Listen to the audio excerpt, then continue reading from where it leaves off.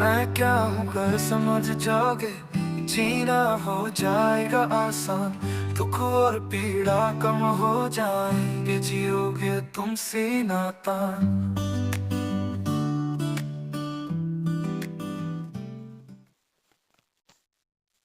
आज विकल्प पूरा करने के बाद हम पेज नंबर 13 से अध्ययन बिंदु आरंभ करना चाहते हैं, आरंभ करने जा रहे हैं। तो ओमवीर भाई, आप कुछ प्रकाश डालेंगे अध्ययन बिंदु पर? बच्चों के लिए अध्ययन बिंदु क्या है, इस पुस्तक में हम क्या पढ़ेंगे आगे, अगर आप कुछ प्रकाश डालना चाहें। नहीं भैया, आप स्टार्ट करो, बस मैं सुनूंगा। अच्छा, थोड़ा भाई मुझे भी सुनने का मौका दिया करो ओमवीर, मेरा बड़ा मन करता है आपको सुनने का। मैंने सुना है एक दो जगह पे अच्छी पकड़ है आपकी। ये वाला देता फेंक चला दे बेटा। हाँ, बस बहुत धीरे बढ़िया, धीरे रेगुलर कर दूंगा चीजों को। बहुत बढ़िया। तो पेज 8:30 नंबर, का टाइम हुआ है ना, तो थोड़ा मेरा मोटिवेशन बन गया अभी। नहीं 9 बजे है ना, थोड़ा सा ज्यादा हो जाता है। 8:30 से 9:30 देखो, फिर मुझे भी सुबह उठना, सुबह की क्लास होती है ना, आपको भी जल्दी उठना पड़ता है। हाँ। चलिए ठीक है, बाबा जी के प्रति कृतज्ञता अर्पित करते हुए आज हम अध्ययन बिंदु, जो विकल्प एवं अध्ययन बिंदु पुस्तिका का दूसरा भाग है, पेज नंबर 13 से इसके प्राकथन के साथ हम आरंभ करते हैं। ये बाबा जी का प्राकथन है। बाबा जी अध्ययन बिंदु के बारे में क्या कह रहे हैं? मैं अस्तित्व मूलक मानव केंद्रित चिंतन अर्थात मध्यस्थ दर्शन सह अस्तित्ववाद पर आधारित जीवन विद्या प्रबोधन कार्यकलाप के लिए बिंदुओं को निश्चित करते हुए प्रसन्नता का अनुभव कर रहा हूं। ये जो इस पुस्तक में बाबा जी क्या कह रहे हैं, ये जो अस्तित्व मूलक मानव केंद्रित चिंतन अर्थात जो मध्यस्थ दर्शन है यानी सहअस्तित्ववाद है, इस सहअस्तित्ववाद पर आधारित जीवन विद्या कार्यशालाएं जो होती है, जो 7 दिन का जीवन विद्या का कार्यक्रम होता है, उसमें जो प्रबोधक होते हैं वो प्रबोधक किन किन बिंदुओं पर बात करेंगे, उनकी सूची बनाते हुए, उनको बिंदु बंद करते हुए मैं हार्दिक प्रसन्नता का अनुभव कर रहा हूं। इस प्रयास में अपेक्षा यही है कि हर जीवन विद्या प्रबोधक इंगित सभी बिंदुओं पर ध्यान रखेंगे और सुस्पष्ट करेंगे। बाबा जी की क्या अपेक्षा है कि जो भी जीवन विद्या का शिविर लेगा वो इन पॉइंट्स पर ध्यान देगा और इन पॉइंट्स पर ध्यान देते हुए वो अपने प्रबोधन कार्यों को संपूर्ण करेगा। तो अभी आप जीवन विद्या के जो आपने शिविर लिए, उस 7 दिन के शिविर में क्या क्या होता है, किन किन बिंदुओं पर बात होती है, वो सारे बिंदु इस पुस्तक में दिए गए हैं। अन्य शब्दों में कहा जाए तो संक्षिप्त रूप में आप एक 7 दिन का शिविर इस पुस्तक में करेंगे। आप ऑलरेडी 1, 2 या कुछ बच्चे 3 जीवन विद्या शिविर कर चुके हैं। साथ ही कुछ बच्चे ऐसे भी हैं जिन्होंने जीवन विद्या शिविर तो नहीं किया लेकिन युवा शिविर किया है। तो युवा शिविर में भी जिन बिंदुओं पर बात होती है उसमें से कुछ बिंदु यहां पर आएंगे, उन्हीं बिंदुओं पर आपका ध्यान ले जाया जाएगा।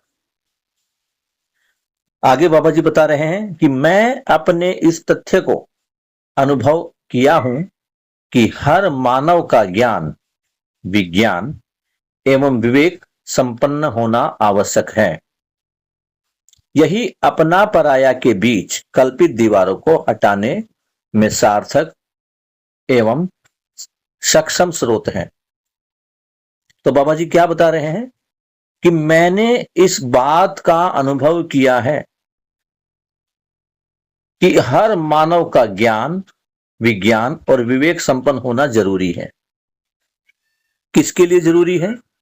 सह अस्तित्व को प्रमाणित करने के लिए, अखंड समाज सार्वभौम व्यवस्था के लिए मानव का ज्ञानवान होना, वही तीन ज्ञान, और विज्ञान और विवेक से संपन्न होना आवश्यक है।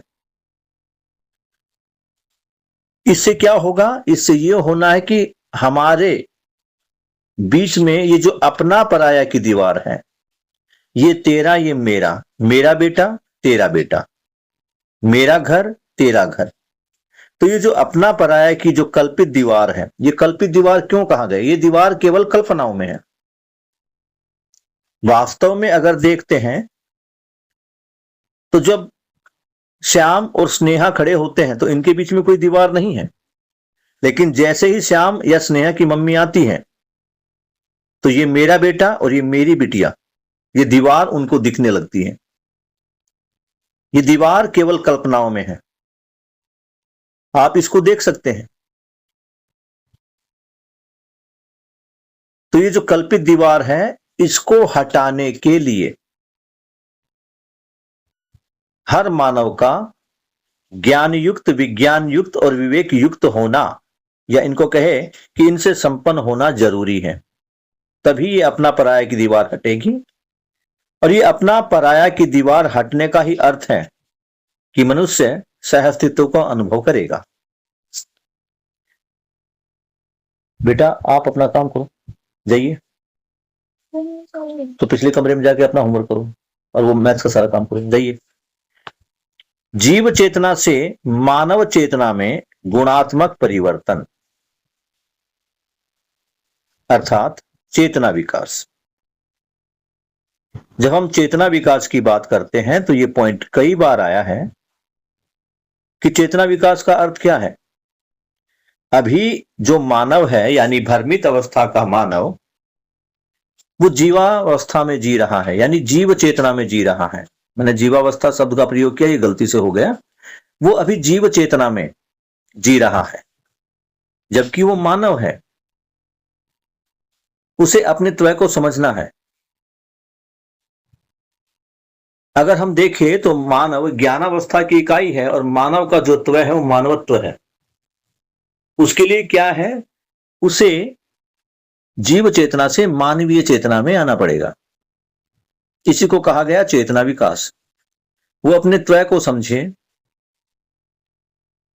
अपनी व्यवस्था को समझे, अपने स्वभाव, अपने धर्म को समझे। यही है जीव चेतना से मानवीय चेतना में विकास। इसी को कहा गया चेतना विकास। जीव चेतना से मानव चेतना में गुणात्मक परिवर्तन बहुत जरूरी हो गया है, क्योंकि धरती बीमार हो गई है। हर समुदाय असुरक्षा के चक्कर में फंसता जा रहा है। हर समुदाय, हम सुन ही रहे हैं। मुस्लिम बोलते हैं कि हम सेफ नहीं हैं, हिंदू बोलते हैं कि हम सुरक्षित नहीं हैं। हर समुदाय में ये असुरक्षा की भावना आ गई है। असुरक्षा की भावना केवल ज्ञान होने या ज्ञान ना होने के कारण ही है। अगर मानव स्वयं को समझ जाए, या कहे कि जो 3 प्रकार का ज्ञान है, मानव इसे समझ जाए, समझकर इसे अपना ले, स्वीकार कर ले, तो ये जो असुरक्षा में वो फंसता जा रहा है, इस भ्रम से वो मुक्त होकर असुरक्षा से सुरक्षा की तरफ जा सकता है। इस अनिष्टकारी, सर्वनाशकारी परिस्थिति का कारण मानव में निहित अमानवीयता है। ये जो हो रहा है, क्या हो रहा है? धरती बीमार है और हर समुदाय में असुरक्षा है।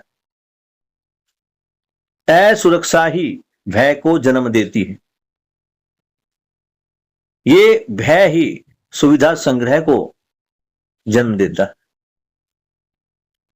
और जब हमें भय अपनी जान का होगा, तो ध्यान रखना, इस असुरक्षा की भावना से बचने के लिए, अपने आप को सुरक्षित करने के लिए हम और अमानवीय तरीके लाते हैं, घर में हथियार तक रखते हैं जान माल की सुरक्षा के लिए।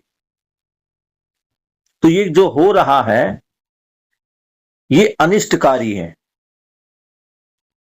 ये धरती के लिए भी और धरती पर उपस्थित तीनों अवस्थाओं के लिए, मानवत्र जो तीन अवस्थाएं हैं उन सब के लिए अनिष्टकारी है।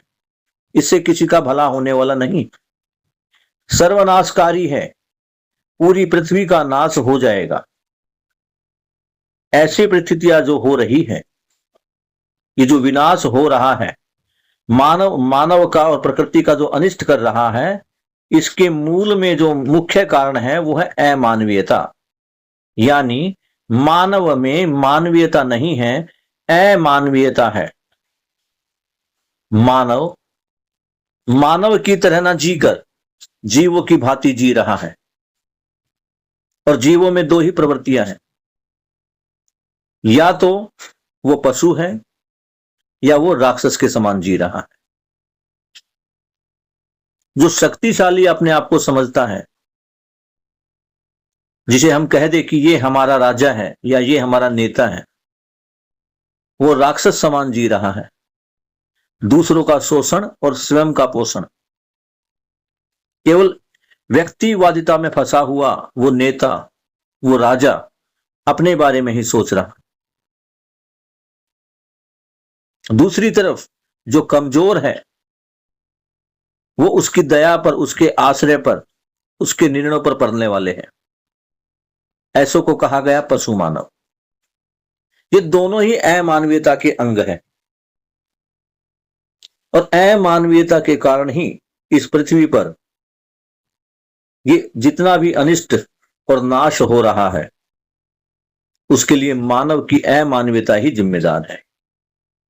आगे बाबा जी बता रहे हैं कि अमानवीयता ही जीव चेतना का स्वरूप है। आ गई ना वही बात कि जो अमानवीयता है यानी मानवीय तो नहीं है। अब चैतन्य इकाई में दो ही प्रवृत्तियां है, एक मानवीय और एक अमानवीय, या जिसको हमने कहा जीव प्रवृत्तियां। तो इस अमानवीयता का जो कारण है वो मानव का जीव चेतना में जीना ही है, जीवों की तरह जी रहा है। इससे मुक्ति पाने के लिए, अर्थात मानव चेतना से संपन्न होने के लिए, अस्तित्व मूलक मानव केंद्रित चिंतन अर्थात मध्यस्थ दर्शन, या कहे कि सहअस्तित्ववाद ही इंगित होने के अर्थ में जीवन विद्या कार्यक्रम है। तो बाबा जी क्या कह रहे हैं कि अमानवीयता से मुक्त होने के लिए, जीव चेतना से मुक्त होने के लिए, मानव चेतना संपन्न होने के लिए, ये जो सहअस्तित्ववाद है, ये जो मध्यस्थ दर्शन है, ये जो जीवन विद्या कार्यक्रम है, इसी की तरफ मैं ध्यान आकर्षित करवा रहा हूं।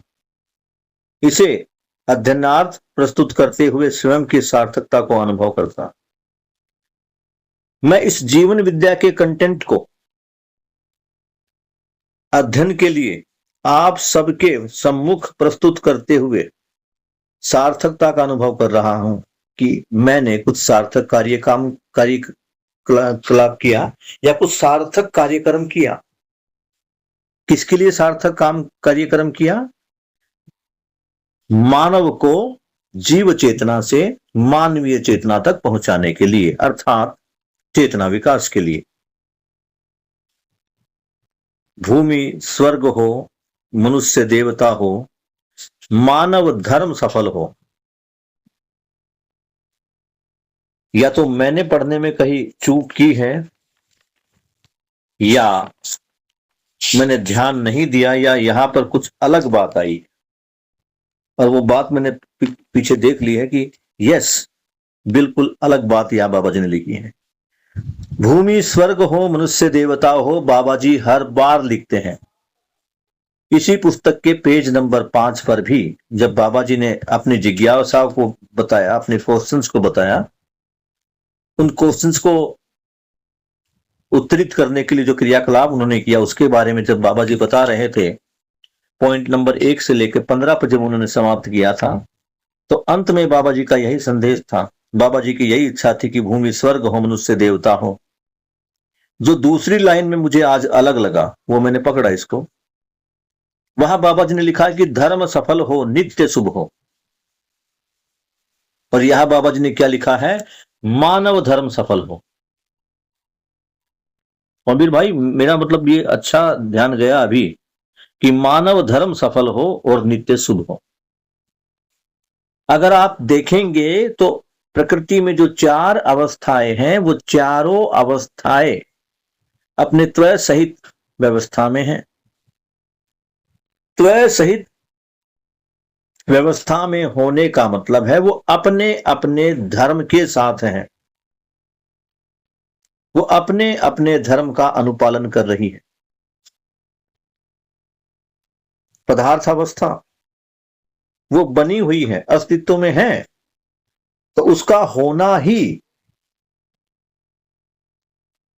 उसका धर्म है और वो अपने धर्म को प्रकट कर रही है। व्यवस्था में बनी हुई है, वो वस्तु, वो पदार्थ नष्ट नहीं हुआ।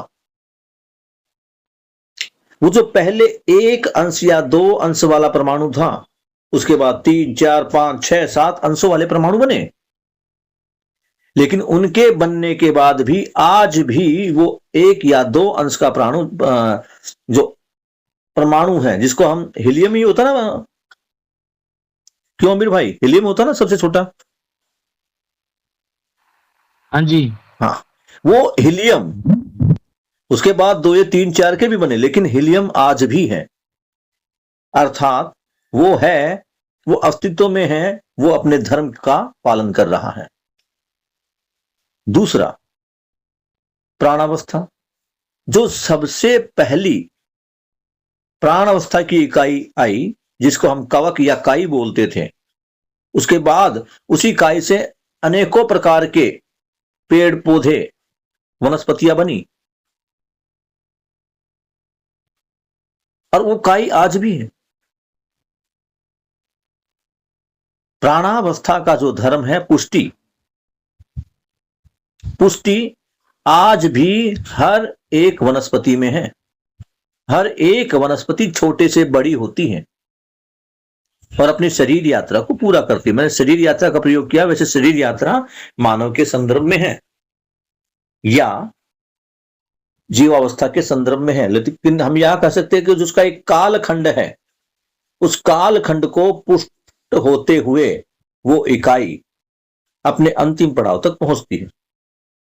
तो इस प्रकार जो प्राणावस्था की इकाइयां है वो भी अपने धर्म के साथ है, जीवावस्था की इकाइयां भी अपने धर्म के साथ हैं। उनका जो धर्म है वो है जीना, और वो जी रहे हैं, अपनी परंपरा को शरीर परंपरा से यानी वंश विधि से आगे बढ़ा रहे हैं। आज भी हाथी, शेर या अन्य प्रकार के जीव जंतु वर्तमानित हैं। ये सभी अपने अपने धर्म के साथ हैं। इनका धर्म जो है वो सफल है।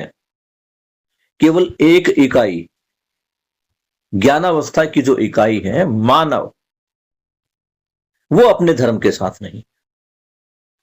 मानव अवस्था का जो धर्म है वो है सुख से जीना, और मानव के प्रकटीकरण से लेकर आज तक इतने वर्ष चले गए, आज भी मानव सुखी नहीं है। आज भी मानव दुखी है, परेशान, पीड़ित है।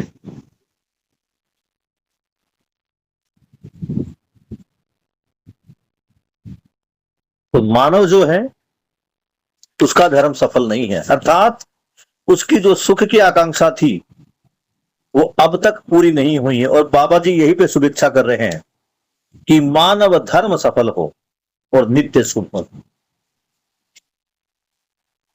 तो अमीर भाई, अब की बार जब हम विश्वनगर में थे और वहां महेंद्र भाई ने जब चारों अवस्थाओं को धर्म के साथ जोड़ा, तो आज मुझे इस पुस्तक में वो लिंक होता हुआ दिखाई दे रहा। इसको पढ़ने पर। और ये जो भूमि कहा है बाबा जी ने, भूमि स्वर्ग हो, स्वर्ग में कौन विराजते हैं? देवता। ये भूमि तभी स्वर्ग होगी जब मनुष्य देवता होगा। देवता अर्थात देव मानव, दिव्य मानव। लेकिन वहां तक पहुंचने के लिए मानव को सर्वप्रथम अमानवीयता से मानवीयता में आना पड़ेगा। और मानवीयता में आना ही है दसों क्रियाओं का पूर्ण होना।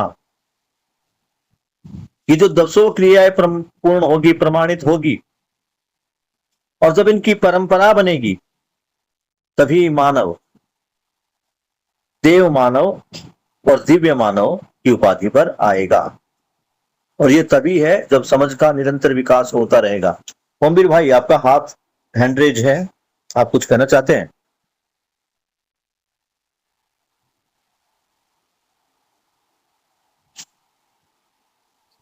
हाँ भैया, जो आपने भी बोला था ना, उसी के बारे में मैं थोड़ा वो करना चाह रहा था, शेयरिंग ऐसी कि जैसे सही में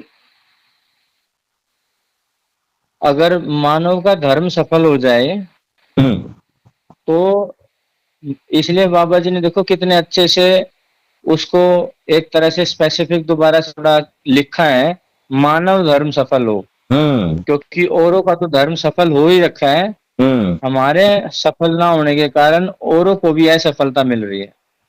बढ़िया। क्योंकि वे भी फिर झूठे नजर आ रहे हैं। गाय भैंस पर भी आजकल लोगों को विश्वास नहीं हो पा रहा है, बीज पे विश्वास नहीं हो पा रहा है, मिट्टी पे विश्वास नहीं हो पा रहा है। यानी हर जगह से आदमी का विश्वास उठता जा रहा है। और अभी भी देखो, आशा के रूप में, कामना के रूप में तो भगवान के ऊपर अभी भी भरोसा है। यही है कि आदमी का कहीं ना कहीं तो विश्वास टिका ही हुआ है, बस हमारा ध्यान देने की बात है। हर जगह से विश्वास उठता जा रहा है। जब तो ये जो मैं अगर अपने आप में देखता हूं तो पूजा किस लिए करता था? ताकि स्वर्ग में जाऊं, क्योंकि मरने के बाद या तो स्वर्ग मिलेगा या नरक मिलेगा। बढ़िया। और वही आज पूजा किस लिए कर रहा हूं? पूजा आज भी कर रहा हूं, शब्द आज भी वही है, लेकिन उसका अर्थ बदल गया है। पूजा धरती पे स्वर्ग लाने के लिए कर रहा हूं, स्वर्ग में जाने के लिए पूजा नहीं कर रहा। तो मेरे ख्याल से तो वही बात है, अगर भाई मानव धर्म सफल हो गया तो अगली बार बाद में नॉर्मली तो धर्म सफल होना ही है। बढ़िया ओमवीर भाई। और ये आपकी बात सुनकर है ना, मुझे महेंद्र भाई की बातें याद आ रही है। हाँ। कि आदमी जहां जीवन है वहां जीवन के महत्व को नहीं समझ पा रहा है, और जहां जीवन नहीं है वहां जीवन ढूंढ रहा है। कभी वो चंद्रमा पर जाकर जीवन ढूंढता है, कभी वो मंगल पर जाकर जीवन ढूंढता है। जहां जीवन है उसको बचाए नहीं रख सकता। कितनी मतलब ये देखे कि कहते तो इसको विज्ञान है, लेकिन कितना मंद बुद्धि वाला कार्य है कि जहां चारों अवस्थाएं सज चुकी हैं, जहां मानव को जीवित रहने के लिए समस्त दशाएं, समस्त दिशाएं और पूर्ण प्रकृति जो है उपलब्ध है, वहां मानव उनके साथ खिलवाड़ कर रहा है, और जहां नहीं है वहां बनाने का प्रयास कर रहा है। इसके पीछे देखें तो एक भावना ये भी है कि वो स्वयं को देवता, कौन सा देवता? जिसने कुछ बनाया वो स्वयं को उस देवता के रूप में देख रहा है। लेकिन अगर वो स्वयं को दिव्य मानव के रूप में देखना शुरू कर दे और वो जान जाए कि यस, मैं देवता तो हूं ही, ये ज्ञान मुझ में आ जाए कि मैं मानव हूं। अभी तो क्या लग रहा है, वो बार बार कहता है, कभी मंदिरों में देखा ना, कई बार मैं टीवी में देखता हूं, कुछ है टीवी इस प्रकार का भ्रम दिखाते हैं ताकि वो देखो जी फला फला मंदिर में अश्वत्थामा आज भी जिंदा है, वो शिव जी की पूजा करने आता है, अश्वत्थामा अमर है। हनुमान जी को देख लो जी, आज भी हनुमान जी यहां पर है। गणपति को गोदियों में लेके घूमते रहते, वही गणपति हमारे घर में आए हैं।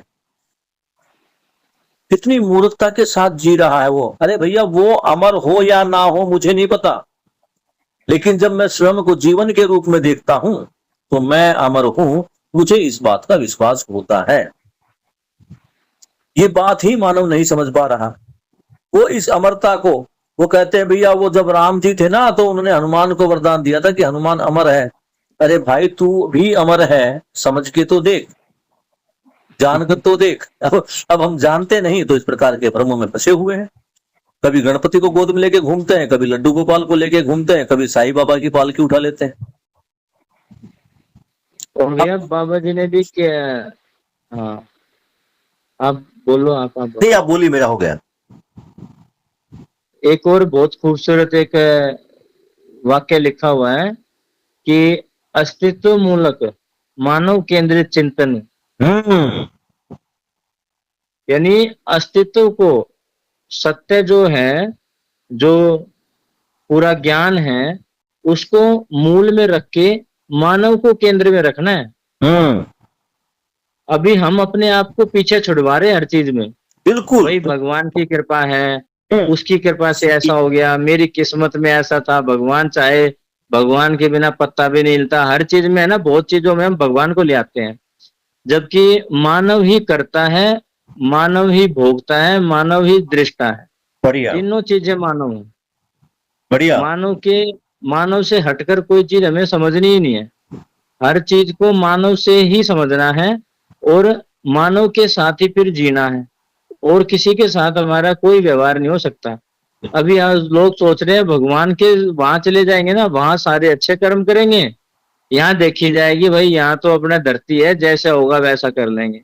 लोग सोच रहे हैं अभी भगवान के साथ अच्छा व्यवहार करेंगे, मानव के साथ कुछ भी होता रहे, जबकि हर चीज में मानव को ही केंद्र में रख के करना है।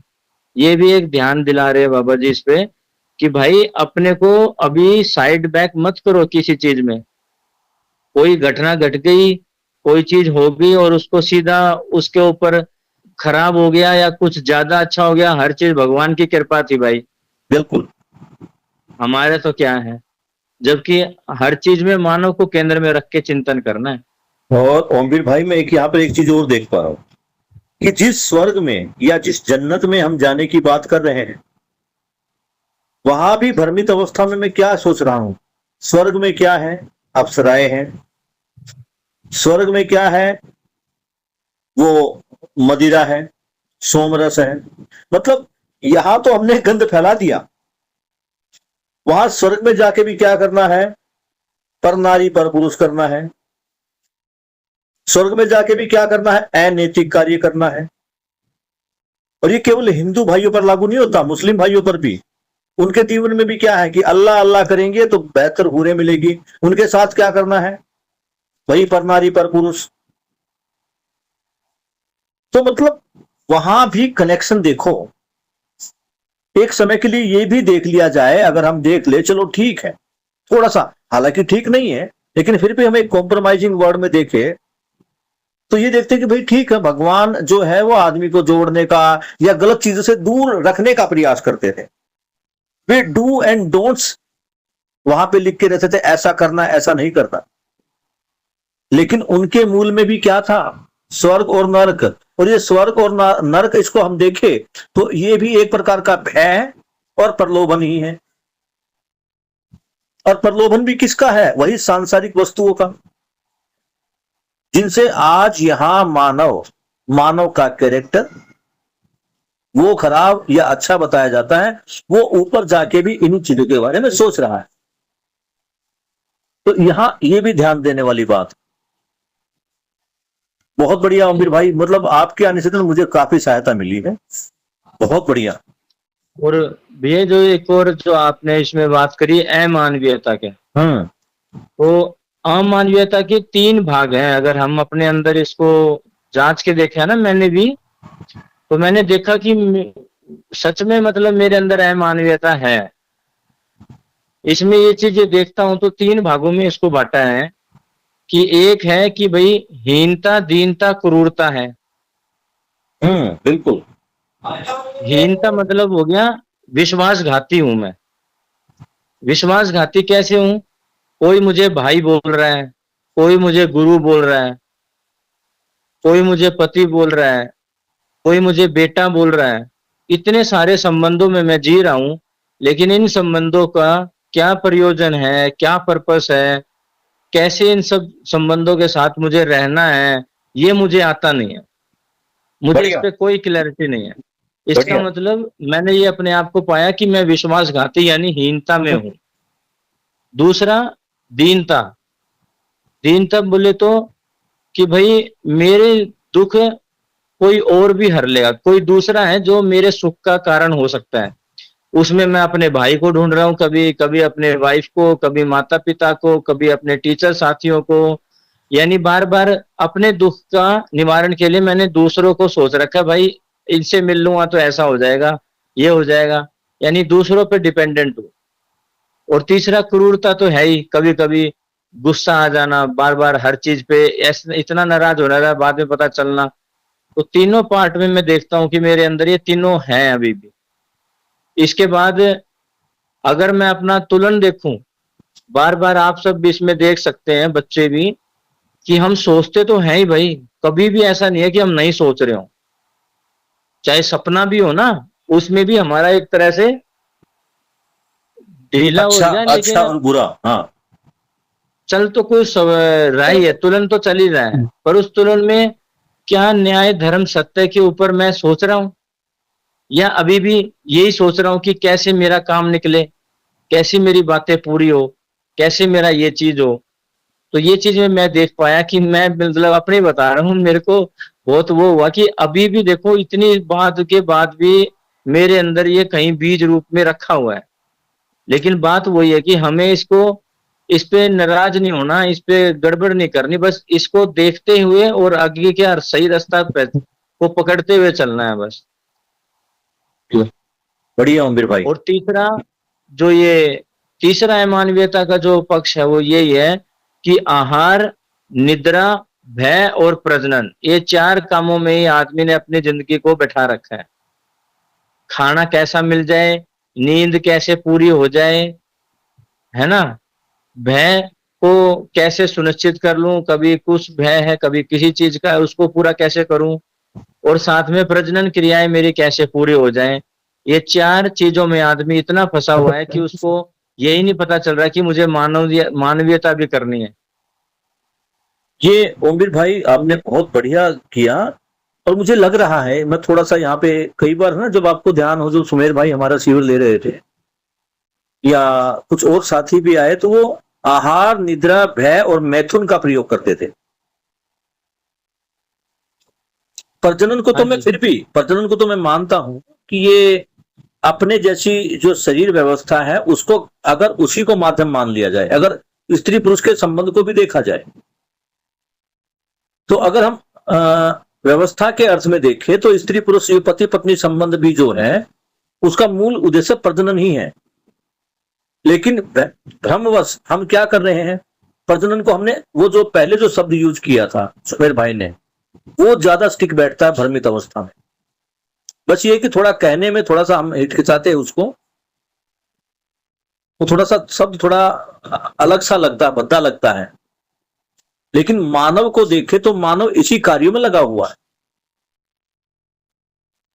अगर मानव केवल प्रजनन के लिए ही मैथुन करता है तो बहुत बढ़िया, लेकिन आज वो क्या हो गया है, वो भी सुख पाने का एक गलत आधार, मतलब ऐसा सुख जो सुख है ही नहीं, उसको हमने सुख मान लिया है।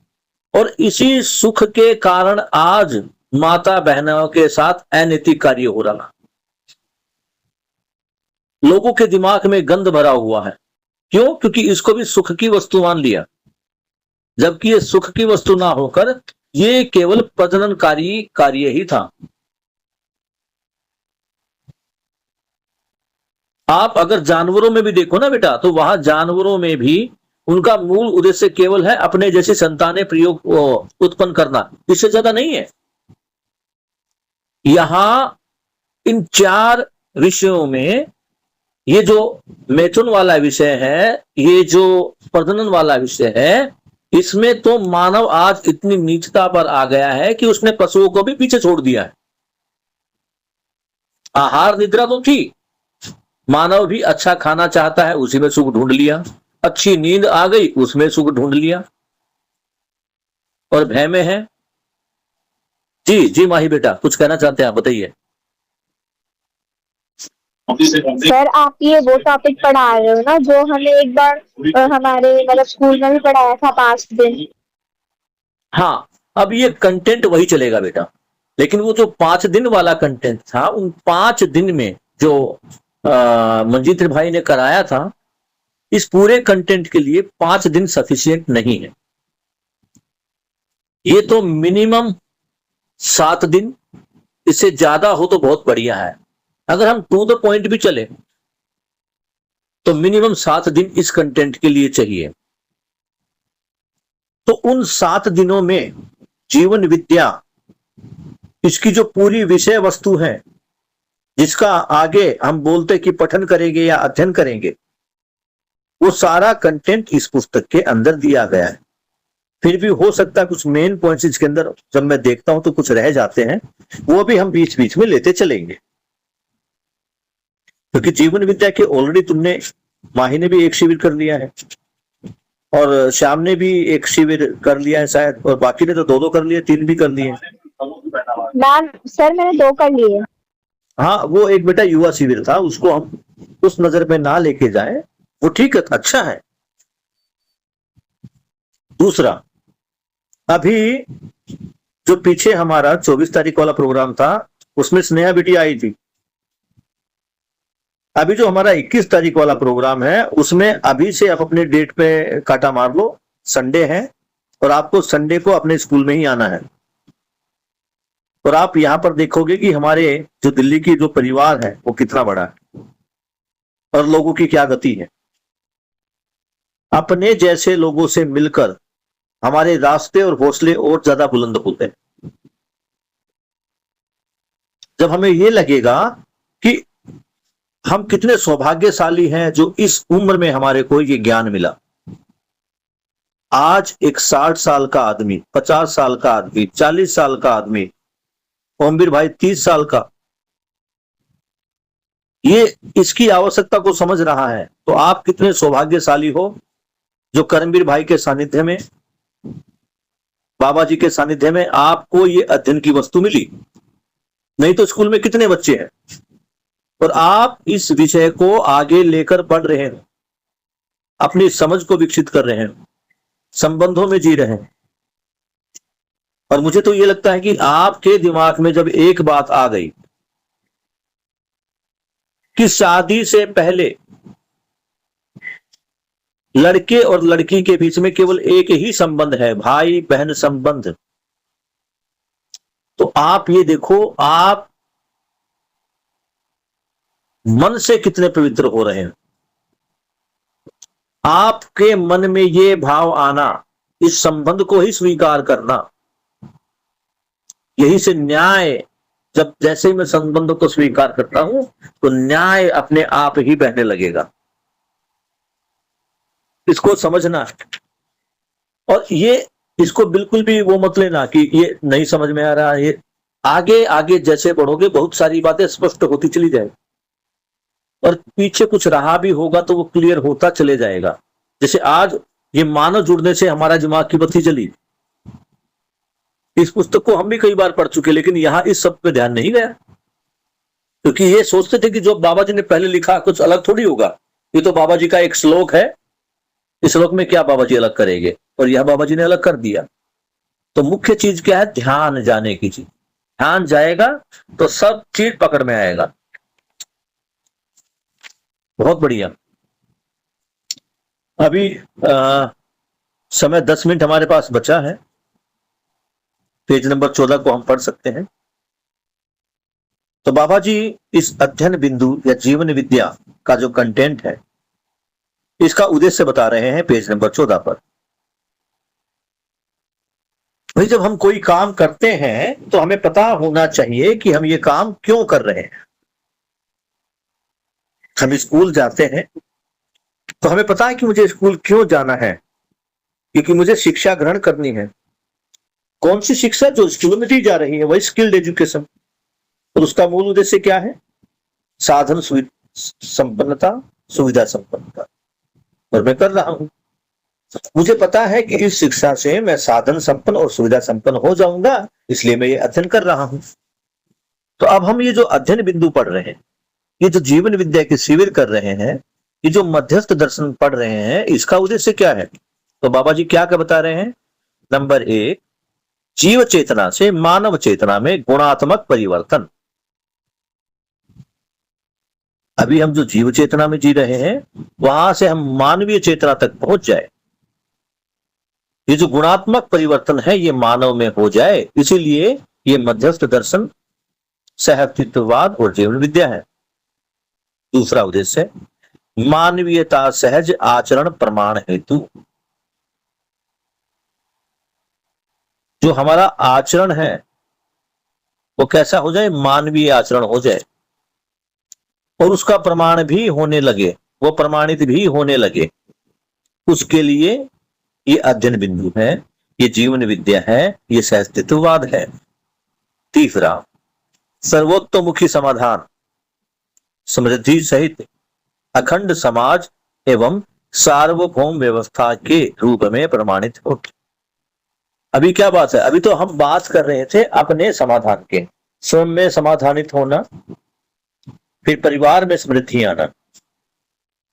तो यहां ये स्वयं और परिवार से आगे बढ़ते हुए ये सर्वोत्तमुखी समाधान, ये जो मेरा समाधान है, ये सर्वोत्तमुखी समाधान में कन्वर्ट हो जाए। ये जो समृद्धि मेरे परिवार के लिए थी, ये अखंड समाज के लिए हो जाए, जिससे सार्वभौम व्यवस्था बन जाए, और वो सार्वभौम व्यवस्था बनकर हम उसको प्रमाणित कर पाए। ये सार्वभौम व्यवस्था प्रमाण है। किसका प्रमाण है? कि जागृति की पूर्णता हो गई, हर मानव जागृत हो गया, हर मानव जागृत हो गया। इसका परिणाम क्या होगा? व्यवस्था सार्वभौम व्यवस्था हो जाएगी। अभी जो हम खंड खंड है, अभी जो हम देश, जाति, धर्म, संप्रदाय, पंथ, मत, इनके आधार पर बटे हुए हैं, जागृति पूर्ण होने पर हम एक हो जाएंगे। मानव धर्म एक, मानव जाति एक, और धरती एक। तो धरती में देश भी एक। अभी क्या है? धरती एक और देश अनेक। तो इसी को बाबा जी ने कहा अखंड समाज सार्वभौम व्यवस्था। आगे फिर बाबा जी तुलना कर रहे हैं वर्तमान स्थिति की और हमें जरूरत किस चीज की है। तो वर्तमान स्थिति क्या है? कि धरती ताप से ग्रस्त है। ताप से ग्रस्त होने के कारण ही धरती असंतुलित है। और आवश्यकता आज किस चीज की है? आज के मौसम को देखते हुए, आज के माहौल को देखते हुए, जो जल प्रलय जगह जगह आ रहा है, इसका कारण भी जो है वो प्रकृति या कहे कि ऋतुओं में असंतुलन। तो आवश्यकता किस चीज की है? आवश्यकता है धरती को संतुलित रखने की। दूसरा, अभी वर्तमान स्थिति में क्या है? चारों तरफ प्रदूषण ही प्रदूषण है। अभी और धरती में क्या है कि सभी मानव और समुदाय, इनमें भय है और असुरक्षा की भावना है। तो अगर हम एक बार इनको फिर से देखें तो अभी वर्तमान धरती ताप से ग्रस्त है। इस ताप का कारण अगर देखें मूल रूप से तो प्रदूषण ही है, और सभी मानव समुदाय, इन सब में असुरक्षा की भावना है। हिंदू अपने आप को खतरे में समझ रहा है, मुस्लिम अपने आप को खतरे में समझ रहा है, दलित अपने को खतरे में समझ रहा है, ब्राह्मण अपने को खतरे में समझ रहा है, जाट अपने को खतरे में समझ रहा है, कोई अन्य जाति धर्म वो अपने को खतरे में समझ रहा है। यानी चारों तरफ ही असुरक्षा का माहौल है। तो बाबा जी बता रहे कि आवश्यकता किस चीज की है? तो आवश्यकता है धरती संतुलित रहने की। और धरती संतुलित कैसे होगी? जब ऋतु संतुलित होगी। ऋतु संतुलन का ही अर्थ है कि कभी तो बिल्कुल सूखा पड़ जाए, बारिश हो ही ना, और कुछ ही पल वहां पे जोरदार बारिश आ जाए। झमाझम होके बरसने लगे जैसे अब हो रहा है, और इतना बरसे कि चारों तरफ जो मानव ने असंतुलन फैलाया हुआ है वो उसको संतुलित कर दो। और दूसरा क्या है, धरती पर मानव का अक्षुण रहना। अक्षुण रहने का मतलब है जो मानव परंपरा है ये बनी रहे। इस प्रकार मानव को छोड़कर बाकी तीनों अवस्थाएं संतुलित है और धरती पर आज तक बनी हुई है। मानव भी उसी प्रकार धरती पर सदा सदा बना रहे, क्योंकि वर्तमान में जो हालत हो गई है उसको देखकर लगता नहीं कि अगले 10 वर्षों तक मानव अपने आप को सरवाइव कर पाएगा। अगर इसी प्रकार धरती का ताप, प्रदूषण और मानव द्वारा किया गया ये असंतुलनकारी कार्य नहीं रुका तो मानव जाति का बचना मुश्किल है। हमने बात की थी संतुलन की, और मैंने आपको पुस्तक में एक ऐसे ट्रायंगल भी बना के दिखाया था। ये ट्रायंगल है, इसमें ऊपर एक चोच जो है वो बहुत ही कम स्पेस है और नीचे धीरे धीरे स्पेस बढ़ता है और इस प्रकार की एक आकृति बनती है जिसको हम पिरामिड या ट्रायंगल बोलते हैं। ये देखोगे कि सीधी रेखा में है, इस प्रकार से सीधी रेखाएं, नीचे बेस बड़ा है, इसलिए इसको संतुलन में कहा गया। पहाड़ की आकृति को भी देखोगे आप तो पहाड़ की आकृति भी इसी प्रकार से। अब पहाड़ में हमने असंतुलन कैसे फैलाया इसको देखते। ये जो पहाड़ है मुझे इसकी चोटी तक जाना है और इस पहाड़ को क्रॉस करके दूसरे तलहटी में जाना है, इस पहाड़ के दूसरे कोने में।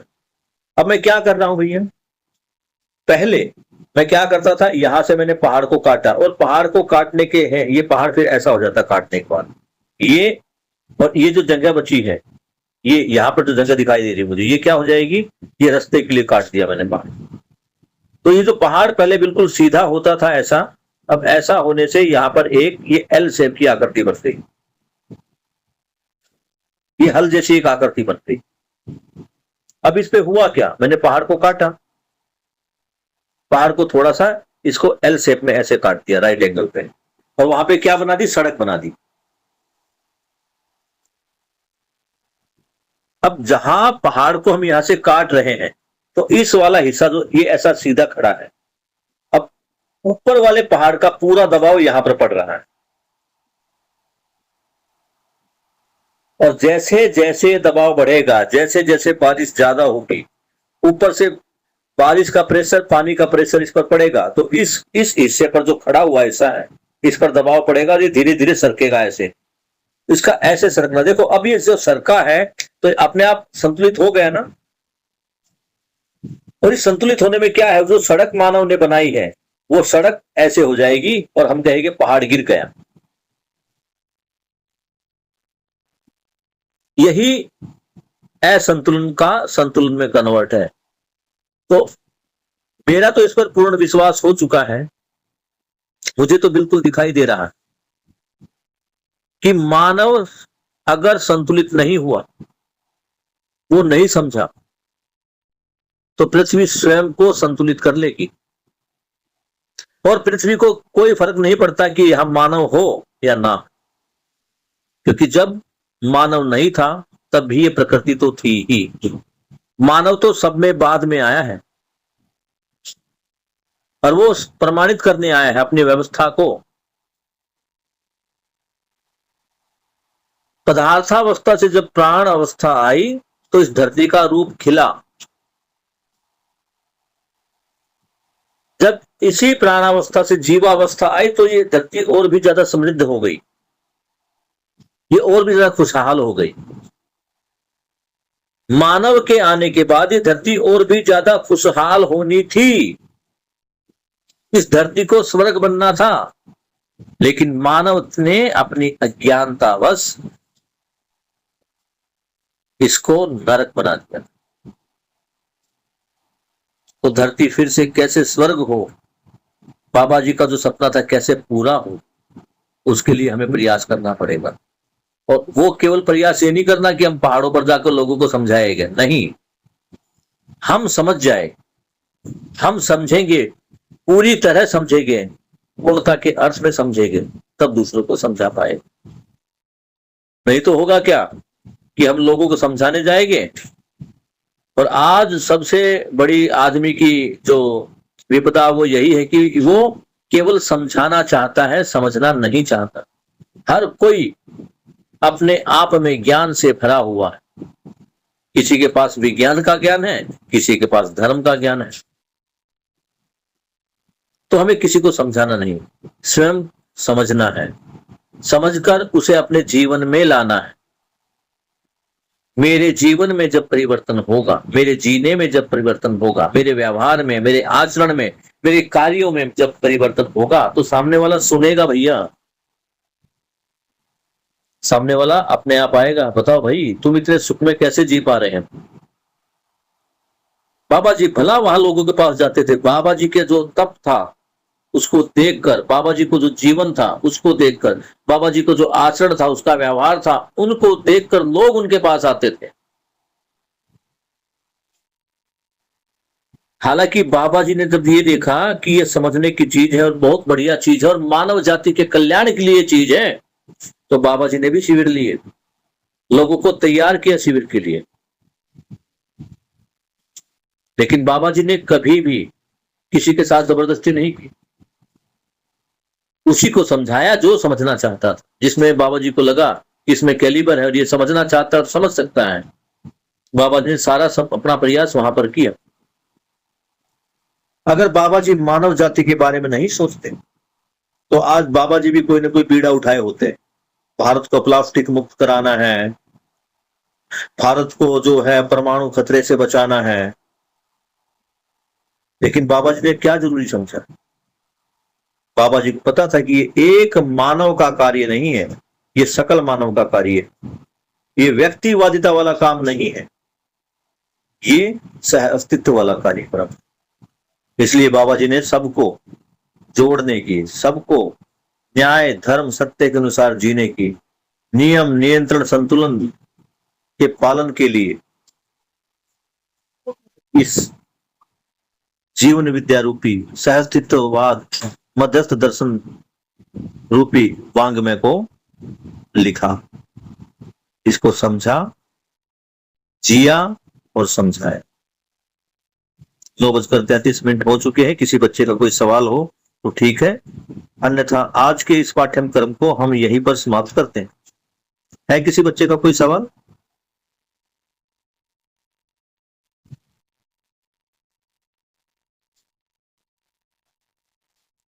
ओमवीर भाई, आज हमारे स्कूल में महेश भाई आए थे। अच्छा। और एक्चुअली हमारे वहां पे एक पूरे जोन की मीटिंग थी, एक कोई जैसे हमारा पहले मास्टर ब्लास्टर था ना, उसी को लेकर उसी टाइप का कुछ इन्होंने अलग कुछ बनाया है नई सरकार ने।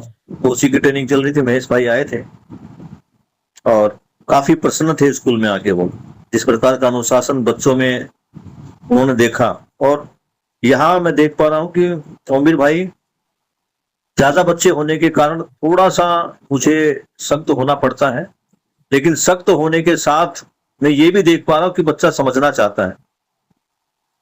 वो 11वीं 12वीं का बच्चा, मैं उन बच्चों में कहीं किसी श्याम को देखता हूँ, किसी स्नेहा को देखता हूँ, उन बच्चों में समझ की बड़ी प्यास है। बिल्कुल, क्योंकि उन्हें समझने लायक कोई वस्तु मिली ही नहीं। और मैं इतना देख पा रहा हूं कि समझ पा रहा हूं कि जो पुराने टीचर है वो जब बच्चों को कुछ काम के लिए कहते हैं तो उनके कामों को तो एक बार मना करते थे, लेकिन जब मैं उनको बुलाता हूं ना तो मना नहीं करते, अपने आप भागे आते हैं। मैं कहता भी 4 बच्चों का काम है तो 6 भाग के आते हैं। ये समझ और ये जो संबंध, सच में बाबा जी ने बड़ी उपकार वाला काम किया मानो। हाँ, मैं एक बार ये जानना चाह रहा था, जैसे श्याम बेटा 12th बी में है, शानवी, अंजलि और स्नेहा बेटी तीनों एक ही क्लास में 12th ई में? नहीं सर, 12th ई में शानवी, अंजलि और मैं हूँ, और 12th डी में है स्नेहा। अच्छा, इनके अलावा कुछ और बच्चे भी ओमवीर भाई जो अपनी पारिवारिक कारणों से या मैं कहूं कि एक बच्ची तो हमारी आरती ऐसी है जिसके पास मोबाइल नहीं है या उसके मोबाइल में रिचार्ज नहीं रहता। अच्छा। मतलब मैं अब सही बताऊं, मैं खुद इस पीड़ा को महसूस करता कि वो बच्ची करना चाहती है क्लास, लेकिन मोबाइल नहीं है। और अंजलि बिटिया मोबाइल में कुछ खराबी थी, क्योंकि बच्चे जो अभी फैमिली बैकग्राउंड जिसे हम देख पा रहे हैं ना, तो बच्चों अब तुम एक चीज समझना कि जिस गरीबी रूपी जंजाल में तुम फंसे हो ना, यहां से निकलने के लिए ये जो वर्तमान शिक्षा है, ये बहुत महत्वपूर्ण काम तुम्हारे रूप में करेगी। मतलब ये शिक्षा ही तुम्हारे को इस गरीबी से बाहर निकाल सकती। और जो शिक्षा तुम इस समय ले रहे हो 1 घंटा, ये औरों को भी इस जंजाल से कैसे निकाले, समाज में समाधान समृद्धि कैसे आए, ये उसके लिए है। तो साधन संपन्न होना और समाधान और समृद्धि पूर्वक जीना, ये जब तुम्हें दोनों आ जाएगा तो तुम्हारा जीवन कैसा होगा उसकी कल्पना करते ही, मतलब वो जब दिमाग में वो सीन आता है ना, तो मैं तो अपना आपको बड़ा रोमांचित महसूस करता हूं। तो पढ़ाई आपके लिए सबसे बड़ा हथियार है। मेरे स्कूल के बाहर एक लाइन लिखी है डॉक्टर भीमराव अम्बेडकर की, बहुत बड़ा बड़ा लिखवाया प्रिंसिपल सर ने, कि विद्या या वर्तमान शिक्षा वो शेरनी है कि जिसने एक बार इसका दूध पी लिया वो दहाड़ेगा। इसको समझो कि एक बार तुमने वर्तमान शिक्षा को स्वीकार किया, ये स्किल्ड एजुकेशन की बात कर रहा हूं मैं, तो तुम किसी स्किल्ड में अपने आप को निखार लोगे। वो स्किल्ड तुम्हें पैसा कमाने में, साधन संपन्न होने में मदद करेगा। और ये जो शिक्षा है ये तुम्हारे को जीने में मदद करेगी। तो तुम्हारा जिंदा रहना जीने में कन्वर्ट हो जाएगा, फिर तुम्हें अभाव नहीं रहेगा, सारी आवश्यकता भी पूर्ण होगी और समझदारी भी आएगी। बड़ा ही अच्छा दृश्य होगा वो। तो लगे रहो, आप सबका शुभ हो, सर्व शुभ हो, धरती स्वर्ग हो, आप सभी देवता हैं बने, हम सभी देवता बने, और हर एक का मंगल हो। इसी कामना के साथ बाबा जी को प्रणाम करते हुए, उनके प्रति कृतज्ञता अर्पित करते हुए आज के इस अध्ययन को हम यहीं पर समाप्त करते हैं। कल मिलते हैं। Good night.